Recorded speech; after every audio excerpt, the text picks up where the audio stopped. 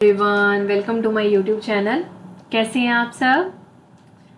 आज हम स्टार्ट करें एक्सरसाइज 8.1 क्वेश्चन नंबर 6। देखिए क्वेश्चन नंबर 6 में क्या गिवन है। ये कह रहा है if angle A and B are acute angles, if angle A and angle B are acute angles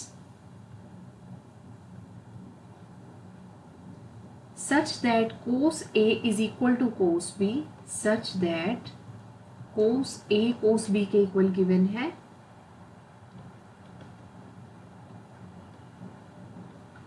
then show that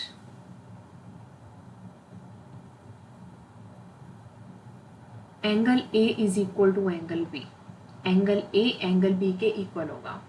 first of all आपने sine theta, cos theta, tangent theta इन सब की वैल्यू फाइंड आउट करनी सीखी थी। कैसे करते थे हम? साइन कोस टेंजेंट के लिए पंडित बद्री प्रसाद हर हर भोले, ये हमने एक ट्रिक की थी। ये साइन के लिए था, ये कोस के लिए था और ये टेंजेंट के लिए था।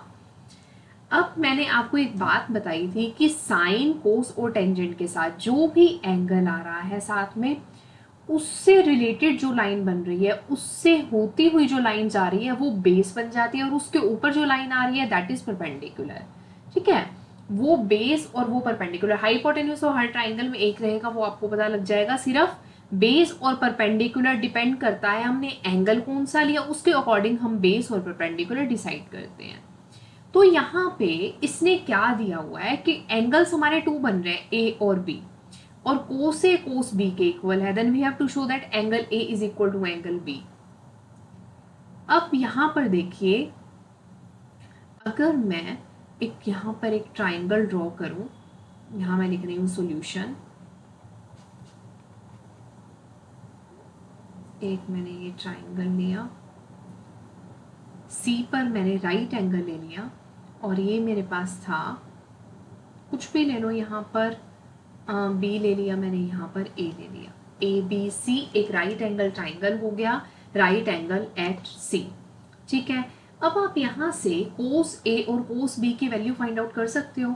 जब मैं कोस ए की वैल्यू फाइंड आउट करूंगी, कोस ए की वैल्यू फाइंड आउट करने का मतलब है कि ए से बनने वाली लाइन ए सी इसमें बेस बन जाएगी और इसके ऊपर ये वाली लाइन बी सी आ रही है, दैट विल बी परपेंडिकुलर। ये बेस और ये हो जाएगा परपेंडिकुलर। ये तो हाइपोटेन्यूज है ही से।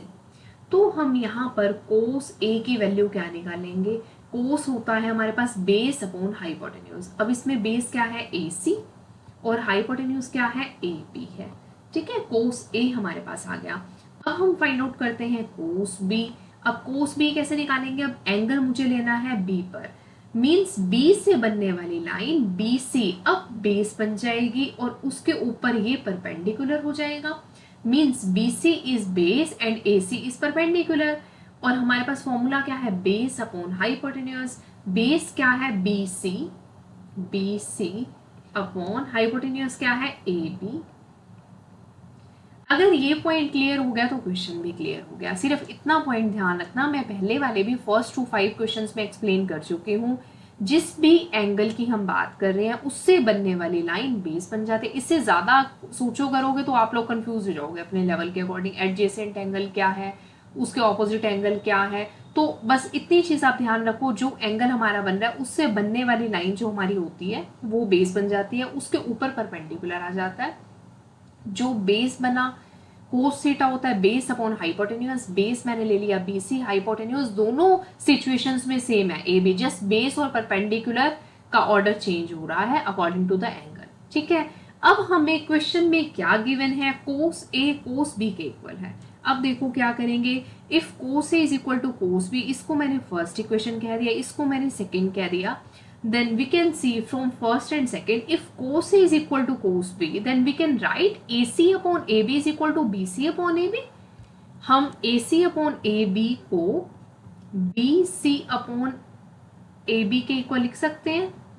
देखिए डेनोमिनेटर इक्वल है तो कैंसिल हो जाएंगे, मींस AC BC के इक्वल हो जाएगा। इससे क्या पता लगा हमें कि AC BC के इक्वल है। अब देखो AC क्या है? AC ये वाली लाइन हो गई और BC ये वाली लाइन हो गई। अब इस ट्राइंगल को थोड़ा सा अपनी आईज में ऐसे थोड़ा सा टेढ़ा करके देखो, ऐसे करके देखो, तो एक ट्राइंगल की ये ऐसे टू साइड्स हो गई। अगर एक ट्राइंगल की ये टू साइड्स इक्वल हैं, सिमिलर ट्राइंगल में जब टू साइड्स इक्वल होती हैं तो उस पर बनने वाले एंगल इक्वल होते हैं। लाइक AC ये वाली साइड हो गई और BC ये वाली साइड हो गई। इस पर बनने वाला एंगल B हो गया और इस पर बनने वाला एंगल A हो गया।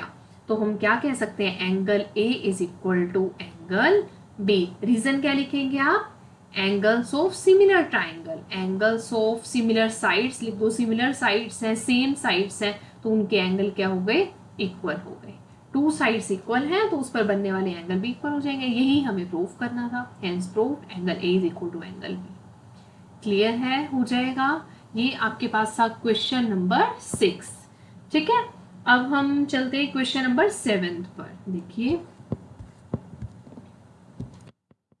क्वेश्चन नंबर 7 में क्या दिया हुआ है, if cot theta is equal to 7/8, if cot theta is equal to 7/8, then find out 1 plus sine theta, then 1 plus sine theta, 1 minus sine theta divided by 1 plus cos theta, 1 minus cos theta। First part में आपको इसकी value find out करनी है। Second part हम लिखते हैं, second part यहाँ लिख देती हूँ। सेकंड पार्ट में आपको फाइंड आउट करना है कोट स्क्वायर थीटा। तो फर्स्ट पार्ट अभी हम सॉल्व कर रहे हैं। देखिए यहाँ पे सॉल्यूशन कर रहे हैं हम फर्स्ट पार्ट का। आपने क्वेश्चन नंबर किया था I think second theta 13/12, question number 5, जिसमें आपको एक वैल्यू दी हुई थी सेकेंड थीटा की, आपने और ट्रिग्नोमेट्रिक रेशियोज को फाइंड आउट किया था। यहाँ पे भी वही चीज ही है, कोट थीटा की वैल्यू दी हुई है। आपको सभी ट्रिग्नोमेट्रिक रेशियोज को फाइंड आउट करने की बजाय क्या करना है, जो भी ट्रिग्नोमेट्रिक रेशियो आपके पास निकलेंगे, जो चीज आपसे फाइंड आउट करने के लिए कहा गया उसमें वो वैल्यू पुट कर देना और आंसर आ जाएगा। मीन्स मेन आपका टारगेट है कि आपको फॉर्मूलेस का पता हो, जो एक वैल्यू दी हुई है, जो एक ट्रिग्नोमेट्रिक रेशियो उसने डिफाइन किया हुआ है, उसके बेस पे आप अदर ट्रिग्नोमेट्रिक रेशियोज को भी फाइंड आउट कर सको। ठीक है, अब कोट थीटा बच्चे देखिए हमें दिया हुआ है 7/8। Cot theta is the reciprocal of tangent theta, तो टेंजेंट थीटा को मैं लिख सकती हूँ 8/7, है ना। तो यहाँ पे मेरे पास होता था पंडित बद्री प्रसाद हर हर भूले, तो परपेंडिकुलर अपॉन बेस होता था टेंजेंट थीटा। तो ये हो गया परपेंडिकुलर अपॉन बेस। मींस इसे अगर हम कंपेयर करें तो परपेंडिकुलर हो गया 8 और बेस हो गया 7। तो आप यहाँ से हाइपोटेन्यूज निकाल सकते हैं। कैसे निकालते हो हाइपोटेन्यूज, अगर मैं एक राइट एंगल ट्राइंगल लूं, ये उसके अंदर हाइपोटेन्यूज है, ये बेस है, ये परपेंडिकुलर है, तो हाइपोटेन्यूज स्क्वायर क्या होता है, base square plus perpendicular square. ये मैं पहले वाले क्वेश्चंस में एक्सप्लेन कर चुकी हूँ वैसे। तो हाइपोटेन्यूज का स्क्वायर क्या हो जाएगा, perpendicular square 8 square plus base square that is 7 square. 8 का स्क्वायर हो गया 64, 7 का स्क्वायर हो गया 49, इनको ऐड कर दो, 9 + 4 13, 6 + 4 10 + 1 11 हो गया। हाइपोटेन्यूज चाहिए मुझे, तो हम √113 का क्या कर देंगे, स्क्वायर रूट कर देंगे। स्क्वायर उधर जाके स्क्वायर रूट हो जाएगा। तो मेरे पास यहाँ पर परपेंडिकुलर की भी वैल्यू थी, बेस की भी वैल्यू थी, उससे मैंने हाइपोटेन्यूज की वैल्यू फाइंड आउट कर ली। अब मेरे पास तीनों वैल्यू आ गई। अब आप कोई भी ट्रिग्नोमेट्रिक रेशियो फाइंड आउट कर सकते हैं। अब मैं साइन थीटा की वैल्यू फाइंड आउट करना चाहूं तो क्या होगा, साइन थीटा विल बी, क्या होता है, परपेंडिकुलर अपॉन हाइपोटेन्यूज। परपेंडिकुलर क्या है आपके पास 8 अपॉन हाइपोटेन्यूज है √113। ठीक है, √113। अब यहां पर इसमें आप क्या करेंगे, देखो अब हमें जो फाइंड आउट करना है मैं वो स्टेटमेंट लिख रही हूं, 1 + sin theta into 1 minus sin theta divided by 1 plus cos theta into 1 minus cos theta। अच्छा, और यहां से आप cos थीटा की भी वैल्यू फाइंड आउट कर लीजिए। cos थीटा क्या है आपके पास, बेस अपॉन हाइपोटेन्यूज होता है। बेस क्या था हमारे पास 7 और हाइपोटेन्यूज क्या है √113। ये मेरे पास साइन थीटा आ गया, ये मेरे पास कोस थीटा आ गया। इन वैल्यूज को मैं इसमें पुट कर दूं तो मेरे पास आंसर आ जाएगा। तो बस आपने इसको ध्यान से इसमें पुट करना है। ये देखिए आप छोटी क्लासेस में फॉर्मूला करके आ रहे हैं a plus b into a minus B, तो क्या हो जाएगा a square minus B square होता है। यहाँ पर a के प्लेस पर 1 है, ए स्क्वायर माइनस बी के प्लेस पर क्या आ जाएगा sine square theta upon 1 plus cos theta 1 minus cos theta, A plus B A minus B, तो A square minus B square हो गया 1 माइनस कोस स्क्वायर थीटा। अब मेरे पास क्या आ गया 1 माइनस साइन स्क्वायर थीटा, तो 8 अपॉन रूट 113 का आप यहाँ पर स्क्वायर कर दो, divided by 1 minus cos square theta 7 upon root 113 का भी स्क्वायर कर दो। अब देखो इसका स्क्वायर करूंगी तो क्या हो गया 1 माइनस 8 स्क्वायर हो गया 64, रूट 113 स्क्वायर से स्क्वायर रूट कैंसिल हो जाता है तो नीचे हो जाएगा 113, डिवाइडेड बाय 1 माइनस 7 का स्क्वायर हो गया 49, रूट 113 का स्क्वायर से स्क्वायर रूट कैंसिल हो गया तो 113 हो गया। डिनोमिनेटर का एलसीएम ले लो अलग से, न्यूमिनेटर का एलसीएम ले लो और दोनों को डिवाइड कर दो। ये हो गया 113 minus 64 upon 113 divided by 113 minus 49 upon 113। अब देखिए 113 माइनस 64,